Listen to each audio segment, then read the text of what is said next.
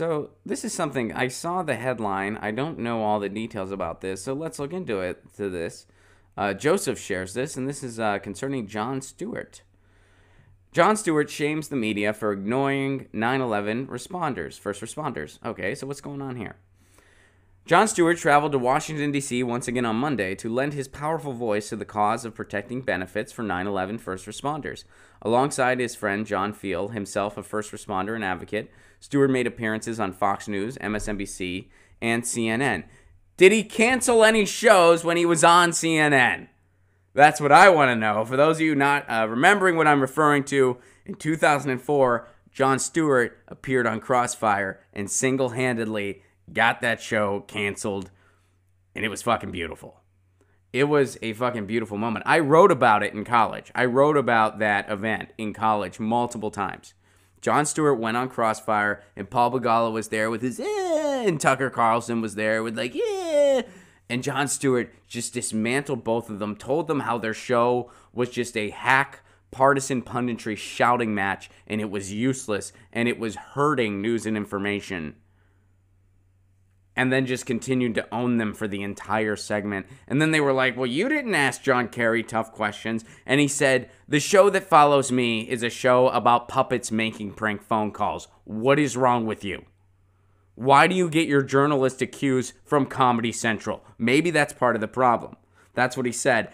It was beautiful on every level. By the way, he made fun of Tucker Carlson's bow tie.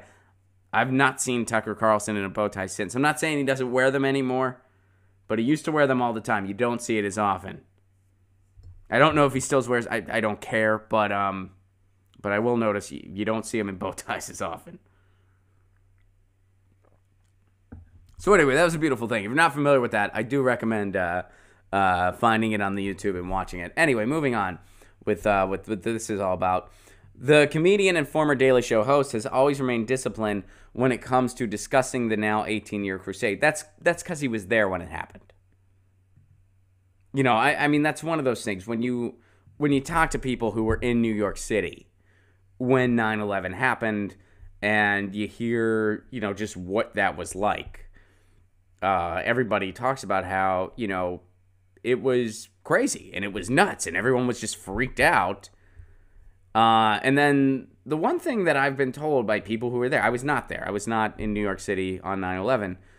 But one thing I've been told by people who were there was the one kind of uplifting thing of all of it. And of course, you know, it's hard to find the, you know, the silver lining in an event like that.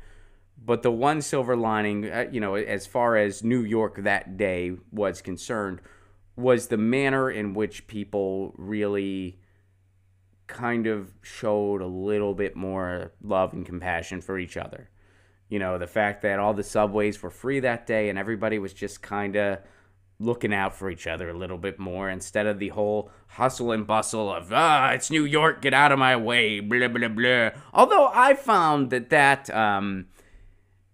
well, there's some truth. I mean, New York City's an incredibly crowded place. It's in a hurry. There's no denying that. But I've also found that the whole, like, oh, New York is so cutthroat and this, I have found that in my personal experience to be a bit overstated too. Because a lot of times, if you're in New York City and it's obvious you're overwhelmed and you kind of need a hand, someone's going to be there to give it to you. You know why? Because they remember a year ago when that was them. Or 5 years ago when that was them. Or 10 years ago when that was them. They remember what it was like when they hit New York City for the first time and they were like, this is home now. And they had that moment of, oh, fuck, what am I doing? I want to go back to Indiana or wherever. Holy shit, this is fucking over. I can't do this. My rent is due. I don't have a full-time gig yet. And everybody's moving so fucking fast and I don't know which subway I'm supposed to grab. Everybody's been there. You know, that moved to, I guess unless you're from there originally. But everybody's been there, so they get it. So a lot of times, if people do have a minute, they will help. I mean, that's been my experience. That's been what I've been told from people. They're like, you know what? Everyone makes it out like it's this. And yeah, of course, it's hustle and bustle in a hurry. But there also is that element of like, hey, I'm going to give you a hand because that was me one day. There's a joke, and I forget the comedian who has this joke, so I can't unfortunately, give credit. But there's a comedian that I opened for a couple times years ago, where they had a joke that went something along the lines of, yeah, New York is not as unfriendly as people make it out.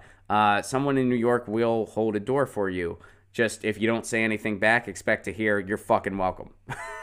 And I thought that summed it up kind of beautifully. I thought that was a really fun joke, and I feel bad I can't give credit to the comedian because I forget who it was. I want to say it's a guy named Ben Creed, but I'm not sure. But anyway, and that's a paraphrasing of the material. But all right, so let's go back to this story.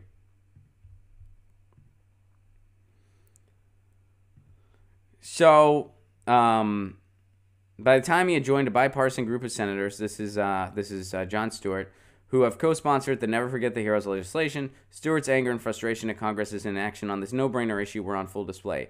Speaking directly to the reporters covering the press event, Stewart predicted that tomorrow the 24-hour cycle will move on and you'll be discussing the body language of Kim Jong-un.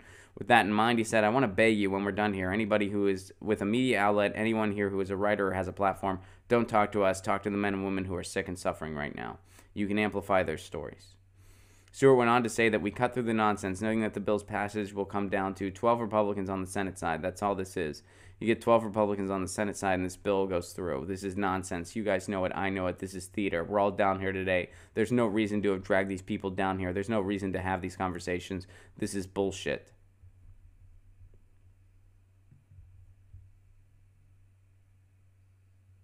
And Jon Stewart did say when the cameras were all on him, he said the Trump Justice Department is doing an excellent job administering this program. Interesting.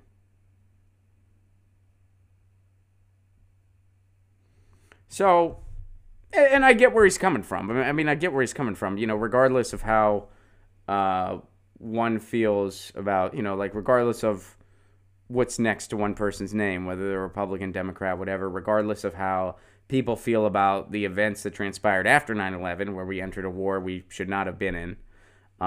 We started a war that should not have been started, actually. That's the correct way to put that. We started a war that should have never been started. And regardless of how you feel about the event itself, people that suffered through that deserve to be taken care of. I don't see how that's not a no-brainer for everybody across the political aisle. So, and I guess Jon Stewart feels that way, and he's letting his voice be heard about it. So, interesting. Get your news on with Ron. Don't you want to know what's going on? We're getting our news on today.